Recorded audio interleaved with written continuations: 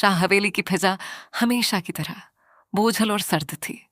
शाम के साए गहरे हो रहे थे और बावर्ची खाने से उठता हुआ काला धुआं आइमा की आंखों में चुभ रहा था, जिससे उसके आंसू मुसलसल बह रहे थे।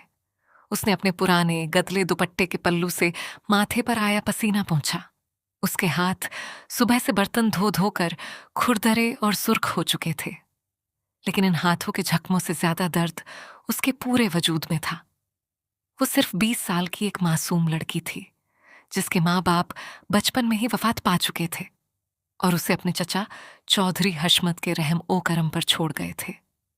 चौधरी हशमत ने अपने मरे हुए भाई की निशानी समझकर उसे हवेली में रख तो लिया, लेकिन उनकी बीवी तुमकनत बेगम ने आइमा को कभी एक इंसान का दर्जा भी नहीं दिया था। वो हवेली के नौकरों से ज्यादा बदतर जिंदगी गुजार रही थी। सबसे बड़ा अलमिया ये था कि आइमा बचपन से चौधरी हशमत के इकलौते बेटे दाऊद शाह के निकाह में थी। दाऊद शाह, जो शहर में अपनी मेहनत और जहानत से शाह ग्रुप ऑफ इंडस्ट्रीज का मालिक बन चुका था, एक इब्तिहाई रोबदार, मगरूर और कारोबारी जहन रखने वाला इंसान था। उसे गांव की इस रिवायती, सहमी हुई और मजबूर लड़की में कोई दिलचस्पी नहीं थी। वो साल में सिर्फ 2 बार गांव आता था और जब भी आता, आइमा को इसी तरह मजलूम और एक कोने में सिसकते हुए पाता। दाऊद के दिल में आइमा के लिए मोहब्बत तो नहीं थी, लेकिन वो इस रिश्ते को अपनी एक कानूनी जिम्मेदारी जरूर समझता था, हालांकि उसने कभी इसका इजहार नहीं किया था। शाम के वक्त जब अंधेरा पूरी तरह हवेली को अपनी लपेट में ले चुका था, आइमा की तबीयत शदीद खराब थी। वो महाना निजाम के दर्द से निढाल थी और हवेली में पुराने कपड़े इस्तेमाल करने की वजह से उसे शदीद इन्फेक्शन हो चुका था। वो हिम्मत करके लाउंज में आई, जहां तुमकनत बेगम सोफे पर बैठी चाय की चुस्कियां ले रही थीं और अपनी बड़ी बेटी सुमेरा से शहर की शॉपिंग की बातें कर रही थी। आइमा ने अपने कांपते हुए हाथ जोड़े, सर झुकाया और इब्तिहाई, धीमी और शर्मिंदा आवाज में इल्तिजा की, चची जान, पुराना कपड़ा इस्तेमाल करने से मुझे शदीद इन्फेक्शन हो गया है। मुझे बहुत दर्द है। प्लीज मुझे एक पैड दे दें। ये सुनना था कि तुमकनत बेगम का चेहरा नफरत और गुस्से से बिगड़ गया। उन्होंने चाय का मग मेज पर पटका और चिल्लाने लगी, बेगैरत, बेहया, मरो मारी, मेरी बेटियों के कमरे की तलाशियां लेती है। इनका खर्चा मेरा मियाँ उठाता है। तेरा कौन है यहाँ जो इतनी अय्याशी करवाए तुझे? जा दफा हो यहां से और जाकर बाहर के बर्तन धो। अगर दोबारा मेरे सामने ऐसी जबान खोली तो घर से धक्के देकर निकाल दूंगी। तुमकनत बेगम की ये कड़वी और जहरीली बातें आइमा के दिल पर तीर की तरह लगीं। वो अपने आंसू पोंछती हुई वापस बावर्ची खाने की तरफ भागी, लेकिन वो ये नहीं जानती थी कि दालान के अंधेरे में कोई और भी खड़ा था जो ये सब सुन रहा था। दाऊद शाह, जो अभी अभी शहर से लौटा था, अपनी मां की ये संगदिली और आइमा की ये बेबसी देखकर अंदर से तिलमिला उठा था। उसकी मर्दाना गैरत और अना को शदीद ठेस पहुंची थी कि जो लड़की उसके नाम के निकाह में है, उसे इस घर में एक मामूली जरूरत के लिए यूं जलील किया जा रहा है। उसने अपने गुस्से को काबू में किया और अपनी मां के सामने जाने के बजाय खामोशी से अपने कमरे की तरफ बढ़ गया, लेकिन उसके दिमाग में एक तूफान चल रहा था। रात के 12 बज चुके थे। पूरी हवेली गहरी नींद में सो रही थी, सिवाय आइमा के। वो अपने छोटे से कच्चे कमरे में चटाई पर लेटी दर्द से तड़प रही थी और रो रही थी। इसी वक्त उसके पुराने टूटी हुई स्क्रीन वाले फोन पर एक मैसेज की टोन बजी। उसने कांपते हाथों से फोन उठाकर देखा। एक नामलूम नंबर से मैसेज आया था। मैसेज की तहरीर थी, तुम्हारे पैड और पैंटी काले बैग में रखकर खिड़की के पास रख दिए हैं, खामोशी से उठा लो। आइमा का दिल जोर से धड़का। उसने डरते डरते खिड़की से बाहर देखा। बाहर का अंधेरा था, लेकिन दूर दालान में एक लंबा साया नजर आया जो मुस्कुराकर फोन अपनी जेब में डाल रहा था। वो दाऊद था।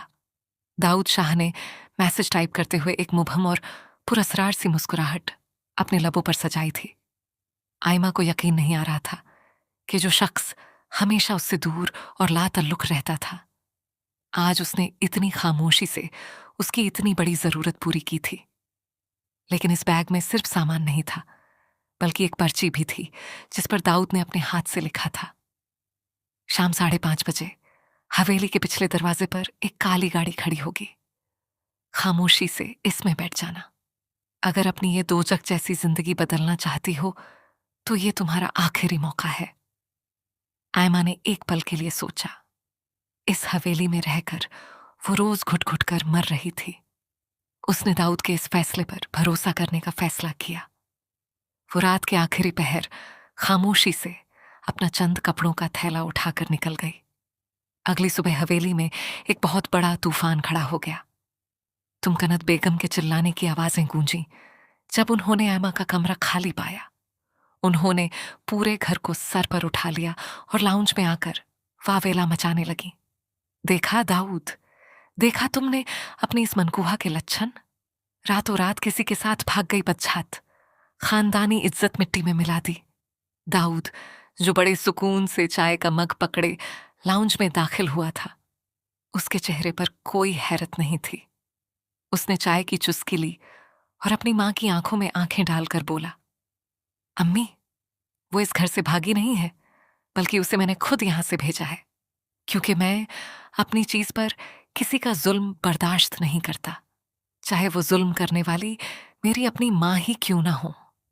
इसी वक्त चौधरी हशमत भी वहां पहुंच गए और अपने बेटे की ये जुर्रत देखकर गुस्से से लाल पीले हो गए। दाऊद, तुम्हारी इतनी जुर्रत कि तुम खानदानी इज्जत को यूं शहर ले जाओ। अगर तुमने उसे वापस गांव ना भेजा तो मैं तुम्हें अपनी जायदाद से आंख कर दूंगा। दाऊद के लबों पर एक सर्द मुस्कुराहट उभरी। जायदाद? अब्बा जी, शाह ग्रुप ऑफ इंडस्ट्रीज मैंने अपने बलबूते पर खड़ी की है। आपकी जायदाद की मुझे कोई जरूरत नहीं। आयमा अब शहर में ही रहेगी, मेरी बीवी बनकर। वो अपने बाप को लाजवाब करके वहां से निकल गया। लाहौर के एक इब्तिहाई पोश और खूबसूरत अपार्टमेंट में आयमा को मुंतकिल कर दिया गया था। वहां उसकी देखभाल के लिए एक मासी का बंदोबस्त भी किया गया था।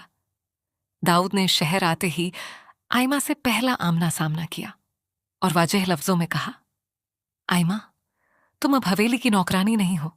मैंने तुम्हारे लिए एक बेहतरीन ट्यूटर मिस आलिया का बंदोबस्त किया है, जो तुम्हें पढ़ाएंगी, अंग्रेजी सिखाएंगी और शहर के तौर तरीके सिखाएंगी। तुम्हें खुद को इस काबिल बनाना होगा कि तुम शाह फैमिली की बहू बनकर मेरे साथ खड़ी हो सको। आयमा ने दाऊद के इस भरोसे को अपनी जिंदगी का मकसद बना लिया। अगले चंद हफ्तों में उसने दिन रात एक कर दिए। मिस आलिया की निगरानी में उसके बैठने, बोलने और चलने का अंदाज बिल्कुल बदल गया। उसकी आंखों का वो पुराना खौफ अब एक शानदार एतमाद में बदल चुका था। जब वो ब्रांडेड कपड़ों और सलीके से बने बालों के साथ शीशे के सामने खड़ी होती तो खुद को पहचान नहीं पाती थी। इधर गांव में तुमकनत बेगम और उनकी बेटी सुमेरा ने आयमा को नीचा दिखाने के लिए एक नई चाल चली। उन्होंने बिरादरी की एक बहुत बड़ी शादी में दाऊद को दावतनामा भेजा और साथ ये शर्त रखी कि वो अपनी गांव वाली बीवी को भी साथ लाए। उनका ख्याल था कि आयमा वहां सबके सामने जाहिलों की तरह पेश आएगी और दाऊद का गुरूर टूट जाएगा। शड़ी की रात जब पूरा हॉल मेहमानों से भरा हुआ था, अचानक दरवाजे पर दाऊद शाह दाखिल हुआ। वो अपने ब्लैक टक्सीडो सूट में इब्तिहाई रोबदार लग रहा था, लेकिन सबकी नजरें उसके पहलू में खड़ी लड़की पर जम गईं। वो आयमा थी। गहरे नीले रंग के कीमती मैक्सी गाउन में नफासत से बने हेयर स्टाइल और बावकार चाल के साथ वो किसी मुल्क की मलिका लग रही थी। तुमकनत बेगम और सुमेरा के पैरों तले से जमीन निकल गई जब उन्होंने आयमा को शहर की बड़ी बड़ी खवातीन के साथ अंग्रेजी और उर्दू के नफीस अल्फाज में गुफ्तगू करते देखा। दाऊद ने सबके सामने तुमकनत बेगम से कहा, अम्मी, ये शाह ग्रुप ऑफ इंडस्ट्रीज की फ्यूचर मालकन है। उम्मीद है आपको अपनी बहू का ये नया रूप पसंद आया होगा। तुमकनत बेगम हसद की आग में जलकर रह गईं। अपनी इस बदतरीन शिकस्त का बदला लेने के लिए तुमकनत बेगम ने एक इंतहा दर्जे का घिनौना प्लान बनाया। जैसे ही दाऊद एक जरूरी बिजनेस मीटिंग के लिए 2 हफ्तों के लिए लंदन रवाना हुआ, उन्होंने अपार्टमेंट की मासी को भारी रकम देकर अपने साथ मिला लिया। रात के 2 बजे मासी ने प्लान के मुताबिक अपार्टमेंट का पिछला दरवाजा खुला छोड़ दिया और गांव के एक बदखमाश और आवारा लड़के कामरान को आयमा के बेडरूम में भेज दिया। उनका मकसद आयमा पर बदकिरदारी का धागा लगाना था और मासी ने बाहर खड़े मीडिया और रिपोर्टर्स को भी अंदर बुला लिया था ताकि लाइव तमाशा बने। लेकिन आयमा अब वो पुरानी मासूम लड़की नहीं थी। जैसे ही कामरान ने अंधेरे में उस पर हाथ डालने की कोशिश की, आयमा ने पूरे जोर से साइड टेबल पर रखा हुआ भारी लैंप कामरान के सर पर दे मारा। कामरान दर्द से चीखता हुआ नीचे गिरा और आयमा ने तेजी से बाहर भागकर बेडरूम का दरवाजा बाहर से लॉक कर दिया। जब लाउंज में रिपोर्टर्स कैमरे ऑन करके आयमा पर सवाल उठाने लगे तो आयमा ने बगैर डरे अपना स्मार्टफोन निकाला और अपार्टमेंट के खुफिया सीसीटीवी कैमरों की लाइव फुटेज सबके सामने कर दी। इस फुटेज में मासी को कामरान से पैसे लेते और दरवाजा खोलते साफ देखा जा सकता था। मीडिया वाले शर्मिंदा होकर अपने कैमरे बंद करने पर मजबूर हो गए। इसी वक्त दरवाजा पूरे जोर से खुला और दाऊद शाह, जो आयमा के फोन का अलर्ट मिलते ही लंदन की फ्लाइट कैंसिल करके चंद घंटों में वापस पहुंच चुका था, लाउंज में दाखिल हुआ। उसके चेहरे पर इस वक्त मौत का जलाल था।